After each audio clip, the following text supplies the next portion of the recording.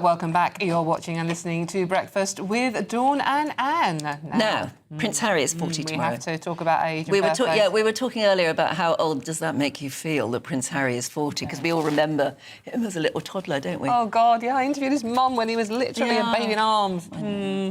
Anyway, he said that he was anxious about his 30s, but he's nothing but excited about his 40s.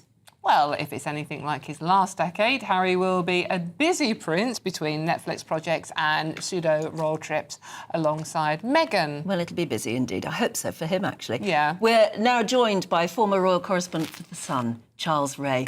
Morning, Charles. Oh, bet you can't believe it either. That little prince suddenly being 40. I've lost the plot on age a long, long time ago. Do you think he's happy, Charles? It's a hard question. As I've said to you many times, he's made his bed, he's got to lie in it. I mean, there's an awful lot of people keep on saying that he's not happy. He doesn't look a happy man. Whether these rumours of him wanting to come back into the royal family are true, I'm not so sure. But it's interesting, though, and Dawn, that he issued an 84-word statement praising his two children, you know, the greatest things, as most parents would do, praising his children. And, you know, his want for the future is to make the world a better place. Now, that just reminds me of all those Miss World contests of years ago when a presenter would stick a microphone under a swimsuit-clad young beauty and ask, what do you want for the future? It says, oh, world peace. It's that sort of, you know, we all want world peace. We all want to, you know, to be everything to go well again. I mean, he's supposed to be having his birthday soon, you know, his birthday party soon. There's no mention in that statement, no, of one word, Meghan. None. Oh, gosh, I hadn't noticed that. I hadn't noticed that. No, there's no praise for Meghan. And let's not forget, this is the guy who, every time he has an opportunity, a microphone's placed in front of him, he's gushing about Meghan. So he's, and of course, we're now going to get conspiracy theories saying, oh, he's not mentioned Meghan, that's it, the marriage is over, he's coming back next week. You know, that's the sort of conditions he's under now. But Charles, that's really interesting point. Neither Anne nor I had actually noticed that he hadn't mentioned Meghan. I mean, normally when we see them, they're sort of like hanging off each other, like, you know, as if their lives depended on it. I mean, as you say, we can interpret this in so many ways, but we have had a lot of stories recently about Meghan being difficult. They've got through, I think, 10 members of staff in the last few years. There's lots of stories about Meghan not being the easiest person to live with. Wow, no, you're right. She's not an easy person. I mean, we've got track records of when she was back in the palace and her, conflicts with various members of staff and various members of high-ranking courtiers as well. Now, that's continued into her non-royal life. And, you know, we're talking about Harry going off with some mates on a Jolly Boys outing for the weekend. I'm not sure if it's this weekend or next week. It can't be this weekend because he's going to be with his wife. But those guys, she has alienated a vast majority of those friends of his.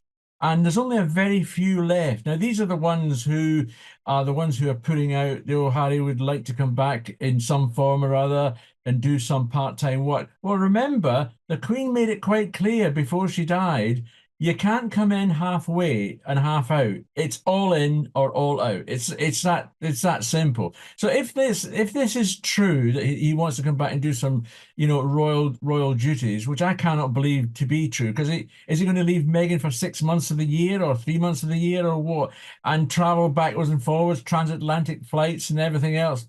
It doesn't hold water for me. Doesn't, and I mean, a lot of people say, certainly all our viewers react by saying he's made his bed, he's just got to learn to lie in it. The problem is he doesn't have a job, does he? I mean, what does he do? Well, no, and I was reading this morning in one of the features, many features of Harry. I'm in Hollywood. Before, when he arrived, it was Prince Harry and Meghan. Now it's Meghan and +1. Oh. You know, that tells you the state of the way things are in Hollywood. He's just there, you know, to make up a number. And if you watch any of the clips that we ever see of them together, you know, Meghan is the one who takes the lead. and goes forward to greet hands and everything else, whereas it should be the member of the royal family. It's all just protocol and everything else, but it's quite noticeable that he sits in the background quite a lot. Charles, I mean, you know, 0 birthday, as I'm coming up to one, is notorious for making you assess where you're going, where you've been. You know, he served his country in Afghanistan. Yeah. You know, he's been, you know, a man at the front of, you know, doing manly things. And now he appears to, certainly all our viewers, to be well and truly under the thumb. Do you think he will be looking forward to the next 10 years and wondering where he is going and what he needs to do? Well, like the rest of us, Dawn and Anne, he's got no choice but to look forward to the next 10 years, because that's all we've got. We've got to look forward to it, and you know, we can last as long as we can. That's fantastic. But you're absolutely right. I mean, what has he got? You know, in his 30s, you're right. I've always praised him for his service to this country. You can't fault him on that. You can't fault him for the Invictus Games. He's done some great work. He's also done some great work with charities and everything, as the royals do. But he hasn't got a purpose anymore. Yeah. You know, there's only so much time you could sit on a sofa and try and devise a new Netflix program or Spotify something or other. That's not a job. You know, he needs to get out and he needs to do something. Even if it's just some sort of charity stuff, he needs to be involved in something or other than just being at home, you know, with Meghan and looking after the kids. He needs a purpose in life. And unfortunately, given what has happened with his own family, that purpose seems to have disappeared quite a bit. Well, certainly, if there are any bridges to be built, they're going to take a long time. They Charles, are. yeah, Charles, thank you very much. Lovely to see you. Lovely. Yeah. The Russian President, Vladimir Putin, has issued an ominous warning to the UK and other NATO countries over suggestions that Ukraine may be given permission to strike Russia with Western-made long-range missiles. He's said if that was to happen, then it would put NATO countries at war with Russia and significantly change the nature of the Ukraine conflict. Well, that would be the point, wouldn't it? Significantly changing the nature. Anyway, despite all this, Sir Keir Starmer has pressed on with trying to persuade President Biden to let Ukraine access to the missiles. This all came during a bilateral meeting in the US yesterday. GB News political correspondent Catherine Forster has the latest from Washington. I don't think much about Putin. Those were the words of the outgoing US President Joe Biden as the press were briefly let into the Blue Room in the White House, where Sir Keir Starmer, the new Prime Minister, and President Biden were meeting to discuss all of these very pressing global challenges. Ukraine, of course, top of the list. That comment in response to the very clear threat that the Russian president has made to the West if they allow Storm Shadow missiles to be fired into Russia. We haven't had an announcement on that. We weren't expecting it. It's quite possible that if it happens, we won't know about it until the weapons actually drop into Russia. Whether that will happen or not is still not clear. America has been very loath to agree this for fears of what escalation could do.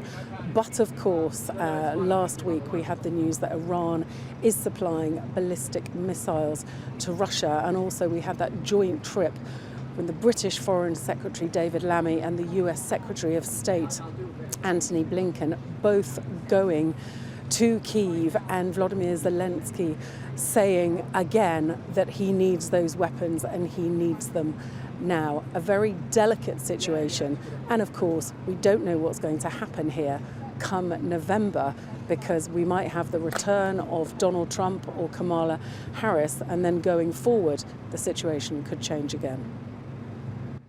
But Sir Keir Starmer has said it's down to Putin to end the war in Ukraine. Here's what he had to say after yesterday's meeting. Only one reason we're having these discussions, and that is because Putin has illegally invaded Ukraine.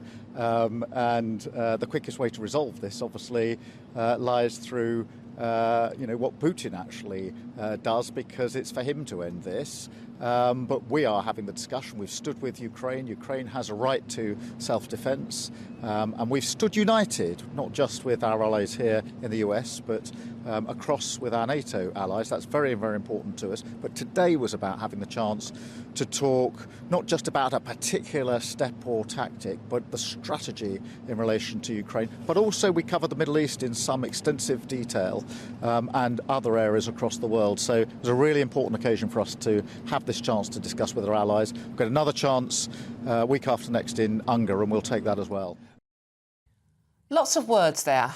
To explain them, thankfully, is former British Army spokesperson Major Mike Shearer. Mike, thank you very much for joining us this morning. Good morning to you very early. Mike, have we achieved anything by going out there and having these meetings? Well, I think it's the natural rhythm of politics that has to happen. But delaying in any way in holding back our Ukrainian neighbours is simply wrong. They are fighting a war for their sovereignty, for their freedom, and actually not just for themselves, but really for the rest of Western Europe. You know, I was going to point out that the Times front page there, the lead, is Zelensky, Putin burns our cities as the West delays. He's beginning to lose patience with us, but can't afford to, I suppose. Yeah, I mean, President Zelensky, I feel his frustration, and he is right. I mean, these red lines that we're all so excited about, let's not forget that we've already given them fast jets, F-16s, main battle tanks, new anti-tank weapons. So that was a red line, which has not been acted upon by Putin. I don't want to tease Putin's will, but we must help the people in the right here, and that is Ukraine with their freedoms and their sovereignty. Mike, I'm very confused. Are the UK and the USA actually singing from the same hymn sheet on this? Because from what I could work out, Joe Biden is resisting pressure to allow American long-range missiles to be used inside Russian territory. But it's OK for Britain to use the Storm Shadow's long-range missiles. I think my reading of it at the moment is that we're all left in the dark. We really don't know, for operational security reasons, what that decision is. I just hope it's on the right side. And I don't want to use the word hawkish, but you will get what I mean. We need to be a little bit more robust with what's going on in the Ukraine. Vladimir Putin sort of threatening World War III. He's done it several times since the Ukraine problem started. How seriously should we take that threat? I mean, should we be scared, or is this all bluster? Look, when someone is threatening world war as a major power, we should take notice of it. But, you know, it's not going to go from zero to hero with a world war overnight just because there are incursions into Russia. I mean, let's think about what the aim is here for the Ukraine. They want to target command posts, and they want to target munition dumps. That is a very legitimate, within customary law, international law, that is a legitimate target. So I cannot see Putin striking up a world war on the basis of another nation trying to defend itself. And these weapons that we're talking about, how accurate can they be? I mean, if Zelensky wants to do that, he wants to specifically target, obviously not civilians, specifically target the sort of places you're talking about. How good are these weapons, and how safe would that assumption be? They're very good. I mean, they have a range of 250 kilometers, about 155 miles. And their accuracy is pinpoint. They're very good. They've got a payload of 450 kilograms. You know, that's going to give you a headache. So I would encourage the stance that our Prime Minister is taking. Very rare that I will ever agree with him on anything, but he is right that we should be pressing to give the Ukrainians whatever they need. Mike, just one very quick question. We're running out of time, unfortunately. Many viewers are getting in touch saying, we are suffering so much in this country, pensioners, as we already discussed with the winter fuel allowance, etc., etc. We are spending billions on the Ukraine. Is it time to put a stop to it? What would you say to them? I would like to waken them up. Look, the NHS, schooling, everything else that's competing for budget won't matter in the fullness of time if we're all speaking Russian. If you want peace, you need to prepare for war. I mean, the sad reality is it is expensive. It's an expensive business, but it's worth paying for if you value your freedoms. Okay, we'll leave it there for the moment. Yeah, thanks. Thank you very much. Thank That's Major you. Mike Shearer. Yeah.